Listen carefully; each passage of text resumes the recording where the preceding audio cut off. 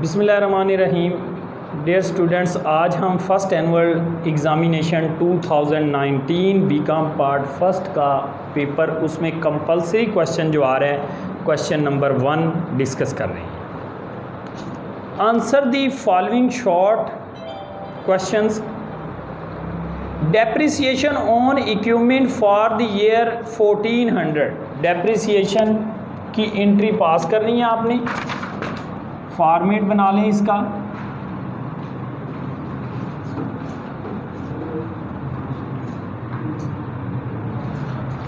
Date, particular, ledger folio, debit और credit. ऊपर हम journal entries, adjusting journal entries लिख रही हैं।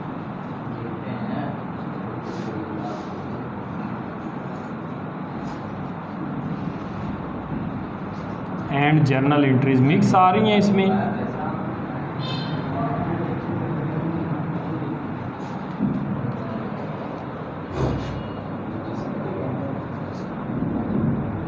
Serial number,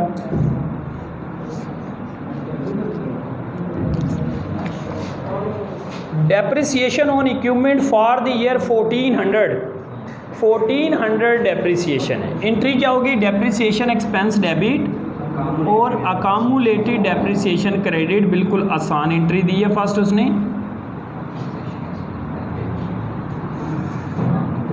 accumulated depreciation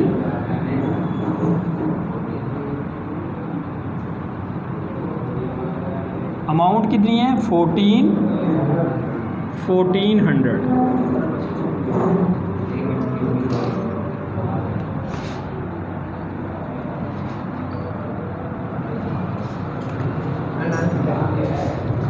$300 of unearned rent account balance was earned by the year। और यहाँ पे आप ना बैठो, इस रूम में बैठो और शोर नहीं करना है। सारा शोर आपका लेक्चर के अंदर रिकॉर्ड होता है वीडियो में।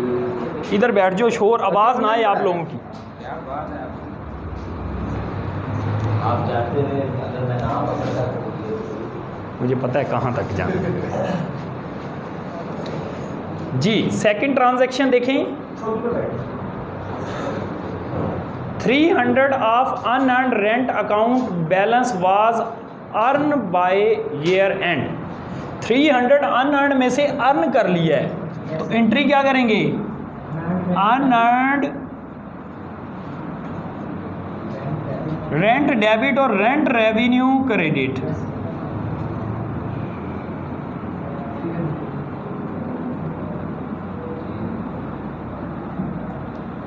अमाउंट 300 अर्न पोर्शन ही दिया है, तो सेम अमाउंट से एंट्री हो जाएगी। थर्ड ट्रांजैक्शन, हर ट्रांजैक्शन के 2 नंबर हैं हर एंट्री करने के। Company paid 200 cash for this month utility bill. Current month का आपने यूटिलिटी बिल पे किया, उसकी एंट्री कर दो। यूटिलिटी बिल, टेलीफोन बिल है, आप लिखो यूटिलिटी बिल्स या टेलीफोन बिल्स डेबिट और कैश क्रेडिट। नॉर्मल तौर पर ऑफिसेज में आप तमाम बिल का अकाउंट यूटिलिटी बिल के नाम से बना लेते हो। कितनी अमाउंट है? 200।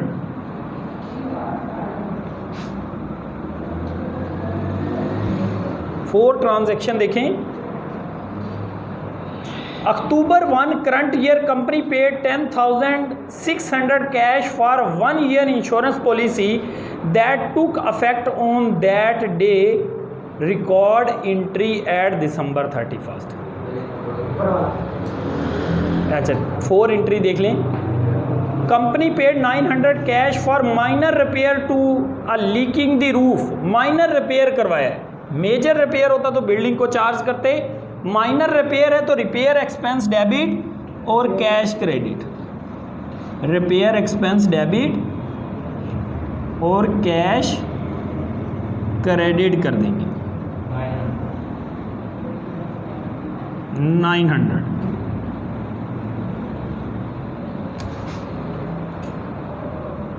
अब फिफ्थ देख लें entry. On October 1 current year company paid 10,600 cash for 1 month 1 year insurance policy that took effect on that day, record entry at December 31। 10,600 हमने एडवांस पे किया हुआ है 1 साल की इंश्योरेंस की पॉलिसी का। वो कह रहे हैं दिसंबर 31 पर एंट्री करें। कितने महीने गुजर गए हैं दिसंबर 31?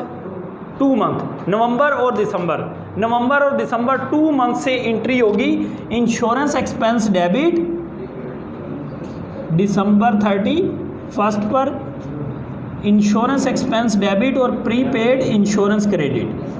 Insurance expense debit, prepaid insurance credit.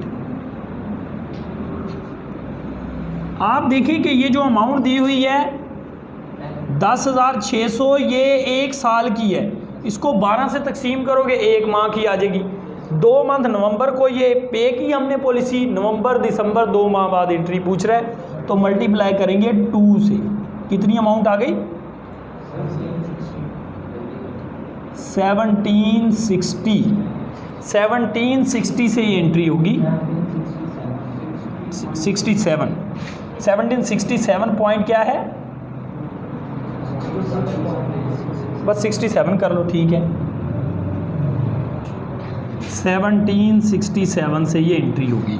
आपने क्या किया, 10,600 को 12 से तकसीम किया है, 1 ईयर के लिए थी ना, और उसको मल्टीप्लाई कर दिया 2 से।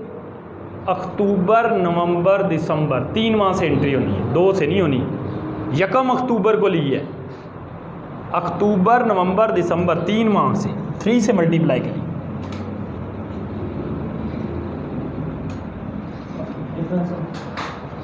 कितना? 5300।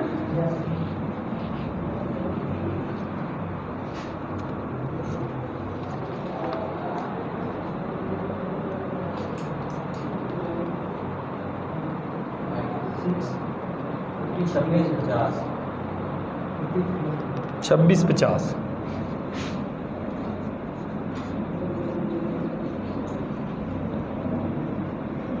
तीन माह की आ गई 26,50।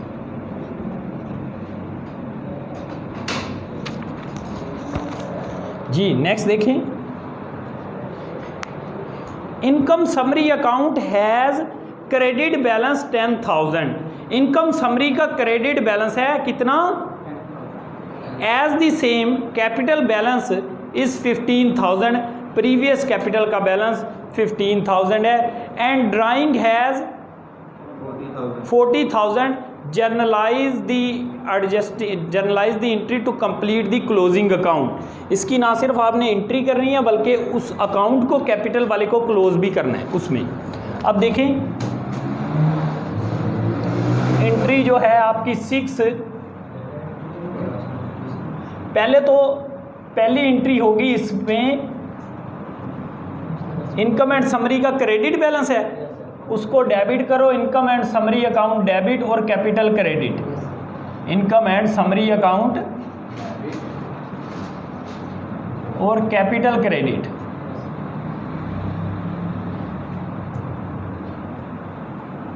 कितनी अमाउंट से?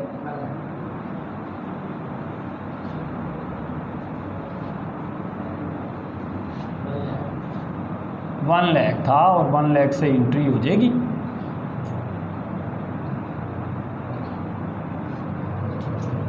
सेकेंड एंट्री ड्राइंग को क्लोज करना है। ड्राइंग हमेशा डेबिट होती है, उसको क्रेडिट करके कैपिटल डेबिट कर देंगे क्लोज करते वक्त।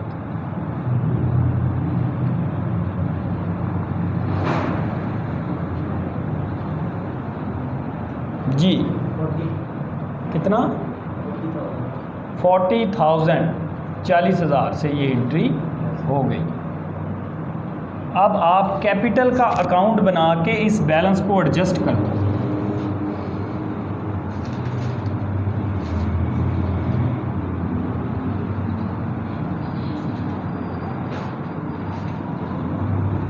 ये होता है टी अकाउंट। सब आप कैपिटल का बैलेंस होता है क्रेडिट, बैलेंस बीडी लिखोगे जो पिछला उसने बैलेंस दिया है। बैलेंस बीडी कैपिटल का कितना है, पिछला बैलेंस 50,000 है, 1,50,000। कैपिटल क्रेडिट हो रहा है इनकम एंड समरी की वजह से, तो इनकम एंड समरी कैपिटल क्या है, क्रेडिट 1 लाख से। कैपिटल की क्रेडिट साइड पर 1 लाख लिखो, क्या लिखो, और नाम वजह आएगी इनकम एंड समरी। जिसका अकाउंट बना रहे होते हैं कभी भी उसका नाम नहीं आता उसमें। कैपिटल यहां है डेबिट, कैपिटल की डेबिट साइड पे लिखो 40,000 और वजह क्या लिखोगे, ड्राइंग। चेक कर लें दोनों में से कौन सी साइड बड़ी है। ये साइड बड़ी है 2,50,000, ये 2,50,000 का टोटल करो, इसी 2,50,000 को इधर लिखो, इसमें से ये माइनस कर दो, 2,10,000 ये बैलेंस बच गया। कैपिटल का अकाउंट हमने क्लोज कर दिया, कैपिटल के अकाउंट में ये एंट्रीज को क्लोज कर दिया। ये छठी आपकी 2 नंबर की एंट्री थी। 7th देखें, पास journal entry of JD company for issuance 2,000 share 100 each eight 10% discount.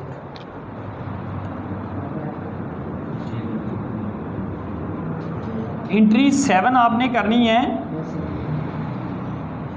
Cash debit, common stock हमेशा अपनी पार वैल्यू से क्रेडिट होगा। Cash debit common stock credit, cash debit होगा हमेशा अपनी इशू की वैल्यू से। आप इशू कर रहे हैं शेयर कितने के हिसाब से, तवज्जो करें, 10% डिस्काउंट है तो 100 में से 10% माइनस कर देंगे, 90 रह जाएगा। तो इशू करना है 90 से, 2000 मल्टीप्लाई बाय 90 कितना आया,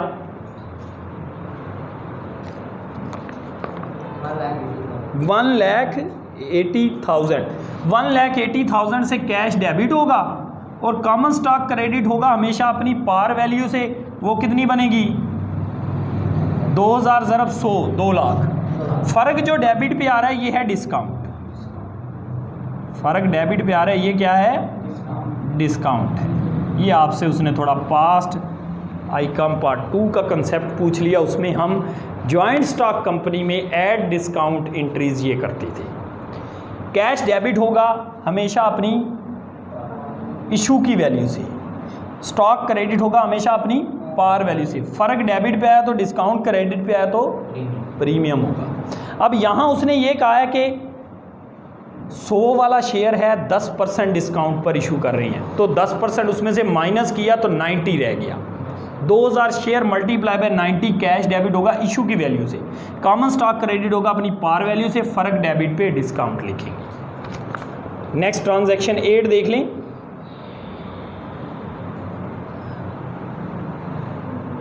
F company collect 8 month rent in advance from tenant on November 1 the current year, prepare entry December 31st current year की एडजस्टिंग एंट्री कर दे। आपने इसकी एंट्री जस्ट उसको करके देनी है। क्या एंट्री होगी जी, 8 unearned rent debit, rent revenue.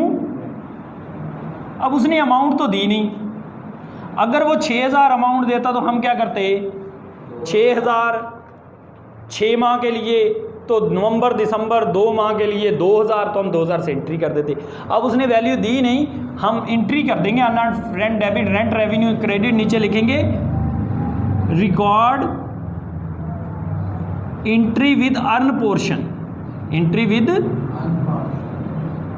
Earn portion.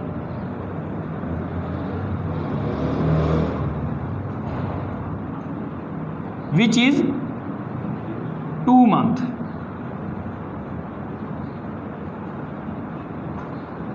पता चल जाए कि आपको क्वेश्चन की समझ आ गई है जी। नेक्स्ट देखें, show mean of accounting equation the effect of revenue earn out of unearned and insurance expired. Accounting equation में इफेक्ट बताना है आपने।